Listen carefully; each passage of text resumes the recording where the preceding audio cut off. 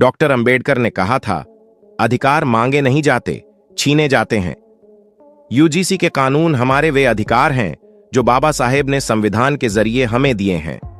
इन कानूनों की रक्षा करना विपक्ष, दलित विरोधी मानसिकता की चालों को समझना और शिक्षा के बाजारीकरण को रोकना ही आज का सबसे बड़ा आंदोलन है। भारतीय संविधान के निर्माता और आधुनिक भारत के निर्माता डॉक्टर बाबा साहेब अंबेडकर का एक प्रसिद्ध कथन है, शिक्षा वह शेरनी का दूध है, जो पिएगा वह दहाड़ेगा। उनका यह कथन केवल एक मुहावरा नहीं बल्कि एक सामाजिक सिद्धांत था। सदियों से भारत में शिक्षा पर एक विशेष वर्ग का एकाधिकार था।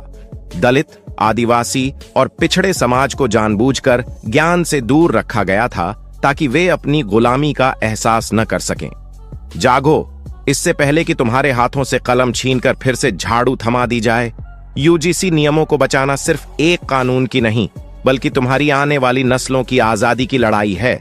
आज के संदर्भ में विश्वविद्यालय अनुदान आयोग यूजीसी वह संस्था है जो भारत में उच्च शिक्षा की दिशा और दशा तय करती है। लेकिन क्या हम जानते हैं कि यूजीसी के नियम और कानून दलित और पिछड़े समाज के लिए केवल कागज के टुकड़े नहीं बल्कि सुरक्षा कवच हैं? आज हम इस पोस्ट में विस्तार से समझेंगे कि डॉक्टर अंबेडकर उच्च शिक्षा में राज्य के नियंत्रण यूजीसी जैसी संस्था के पक्ष में क्यों थे, इससे दलितों को क्या फायदा है और आज इसका विरोध या इसमें बदलाव क्यों चिंता का विषय बना हुआ है। डॉक्टर अंबेडकर का स्पष्ट मानना था कि सामाजिक असमानता को दूर करने के लिए केवल प्राथमिक शिक्षा काफी नहीं है बल्कि उच्च शिक्षा में हिस्सेदारी सबसे जरूरी है। उनका तर्क था कि प्रशासन, न्यायपालिका और नीति निर्माण में दलित और पिछड़े तभी पहुंच सकते हैं जब वे विश्वविद्यालयों में पहुंचेंगे। संविधान सभा में बहस के दौरान और बाद में अपने लेखों में डॉक्टर अंबेडकर ने निजीकरण का विरोध किया था। उनका मानना था कि यदि शिक्षा को निजी हाथों में सौंप दिया गया तो भारत का पूंजीपति और उच्च जाति का वर्ग कभी भी गरीबों को अपने बराबर नहीं बैठने देगा। इसलिए वे चाहते थे कि केंद्र सरकार के पास एक ऐसी ताकतवर संस्था जैसे यूजीसी हो जो फंड, पैसा दे और नियम बनाए ताकि कश्मीर से लेकर कन्याकुमारी तक हर विश्वविद्यालय में दलित छात्र के साथ भेदभाव न हो सके। डॉक्टर अंबेडकर का विजन था, राज्य द्वारा प्रायोजित शिक्षा, यानी सरकार का यह दायित्व है कि वह गरीब से गरीब छात्र को पीएचडी तक की पढ़ाई का खर्च उठाए। यूजीसी इसी विजन का एक हिस्सा है। अब हम मुख्य मुद्दे पर आते हैं। आखिर यूजीसी के वे कौन से कानून और नियम हैं जो दलित, एससी, आदिवासी, एसटी और पिछड़ा वर्ग ओबीसी के लिए संजीवनी बूटी की तरह काम करते हैं? आइए इसे बिंदुवार और विस्तार से समझते हैं। विश्वविद्यालयों में केवल कह देने से आरक्षण लागू नहीं होता। यूजीसी वह संस्था है जो डंडा लेकर खड़ी रहती है। यूजीसी के नियम स्पष्ट करते हैं कि केंद्रीय विश्वविद्यालयों और सहायता प्राप्त कॉलेजों में एससी के लिए 15%, एसटी के लिए 7.5% और ओबीसी के लिए 27% सीटें आरक्षित होनी चाहिए। फायदा: यदि यूजीसी के सख्त नियम न हो तो यूनिवर्सिटी प्रशासन योग्य उम्मीदवार नहीं मिले का बहाना बनाकर इन सीटों को सामान्य वर्ग को दे सकता है। यूजीसी का कानून इसे रोकता है और बैकलॉग, पुरानी खाली सीटें भरने का आदेश देता है। यह दलित समुदाय के लिए सबसे तकनीकी और सबसे बड़ा फायदा है। कुछ साल पहले इलाहाबाद हाई कोर्ट ने 13 पॉइंट रोस्टर, विभागवार आरक्षण लागू कर दिया था। इससे आरक्षित सीटें लगभग खत्म हो गई थीं। यूजीसी की भूमिका: भारी विरोध और संवैधानिक नियमों के तहत यूजीसी को 200 पॉइंट रोस्टर, विश्वविद्यालय को एक इकाई मानकर आरक्षण लागू करना पड़ा। फायदा: 200 पॉइंट रोस्टर की वजह से ही आज विश्वविद्यालयों में असिस्टेंट प्रोफेसर की नौकरियों में दलित और ओबीसी उम्मीदवारों के लिए सीटें निकल पाती हैं। यह यूजीसी के नियमों की ही देन है कि एक प्रोफेसर की भर्ती में भी सामाजिक न्याय को गणितीय रूप से सुरक्षित किया गया है। एक दलित मजदूर का बेटा या बेटी पीएचडी कैसे कर सकता है? उसे 5 साल तक रिसर्च करनी होती है, फीस भरनी होती है और अपना खर्च चलाना होता है। फायदा: यूजीसी जूनियर रिसर्च फेलोशिप परीक्षा आयोजित करती है। इसके अलावा एनएफएससी SSS छात्रों के लिए राष्ट्रीय फेलोशिप और NIFOBC जैसी योजनाएं सीधे यूजीसी के माध्यम से क्रियान्वित होती हैं।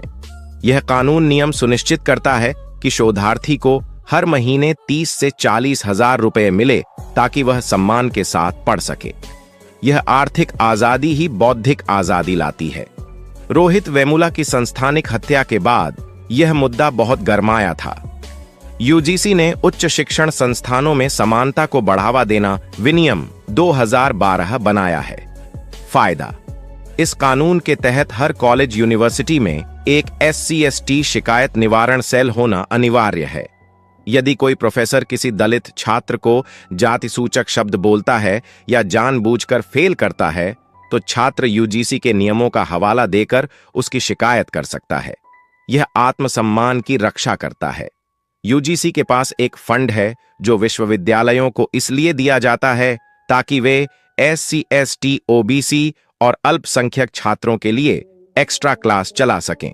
फायदा: जो छात्र ग्रामीण पृष्ठभूमि से आते हैं और जिनकी अंग्रेजी या गणित कमजोर है, उन्हें मुख्यधारा के छात्रों के बराबर लाने के लिए यह बहुत बड़ा कदम है।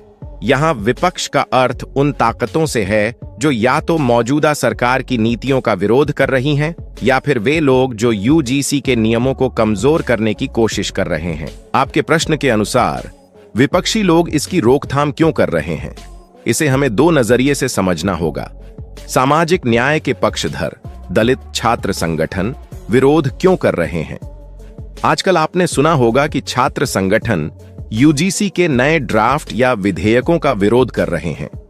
वे ऐसा क्यों कर रहे हैं? डी रिजर्वेशन का डर।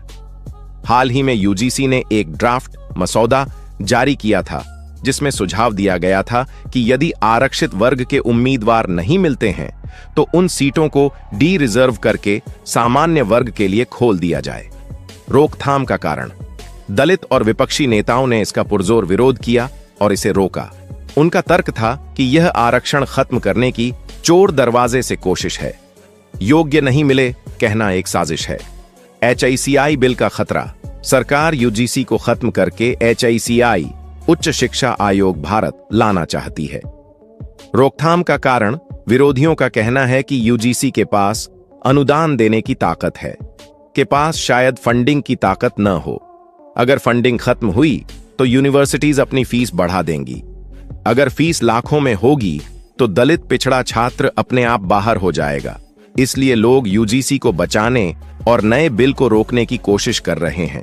कुछ विपक्षी जो आरक्षण के खिलाफ हैं, वे यूजीसी के सख्त नियमों से चिढ़ते हैं। उनका तर्क है कि इससे मेरिट योग्यता का हनन होता है।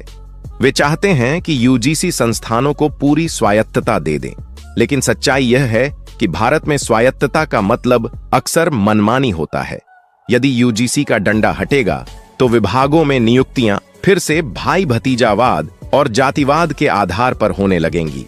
अगर हम गहराई में जाएं तो यूजीसी के कानूनों और नियमों का पालन या उल्लंघन भारत के भविष्य को तय करेगा।